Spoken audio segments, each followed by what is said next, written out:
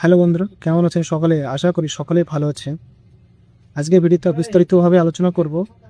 আপনারা অনেকেই মেসেজ বা পেমেন্ট করছেন যে লক্ষ্মী ভাণ্ডারের টাকা কবে ঢুকবে, যুবসাথীর টাকা কবে ঢুকবে এবং আরও যেসব ভাতাগুলো আছে যেমন হ্যান্ডিক্যাপ ভাতা, বিধবা ভাতা। তো আপনারা জানেন যে পশ্চিমবঙ্গ সরকার টিএমসি যে সরকার ছিল সেটি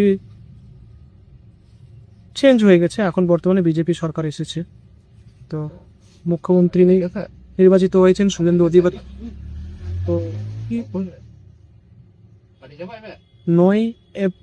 নয় মে সরকার গঠন হয়েছে। তো কিছু কিছু গণমাধ্যমে খবর পাওয়া যাচ্ছে যে কবে ঢুকবে বা কীভাবে ঢুকবে, ডিভিডি লিঙ্ক করতে হবে কিনা, এই যে একটা বিষয় একটা মানুষের মনে একটা আলোচনা চলছে বা সোশ্যাল মিডিয়া খুব ব্যাপকভাবে ভাইরাল হচ্ছে।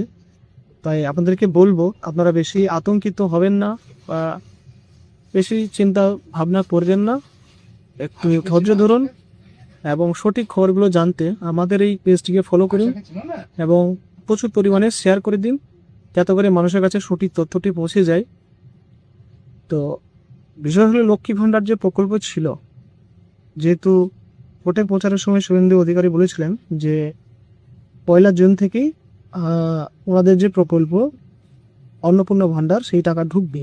কিন্তু যেহেতু আজকে তো 11 তারিখ হয়ে গেল, যদি 1 জুন থেকে ঢোকানোর সিস্টেম করে, তো যদি নতুন করে ফর্ম ফিল আপ করে সেক্ষেত্রে তো অনেক লম্বা প্রসেস, সেটা মোটেও সম্ভব না।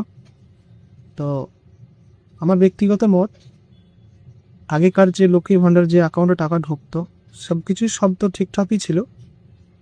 তো আমার ধারণা মতে, আমার জ্ঞান মতে, টাকা ঢুকলে ওই অ্যাকাউন্টে আপনার অন্নপূর্ণার ভাণ্ডারে টাকা 1 জুন থেকে ঢোকা শুরু করবে।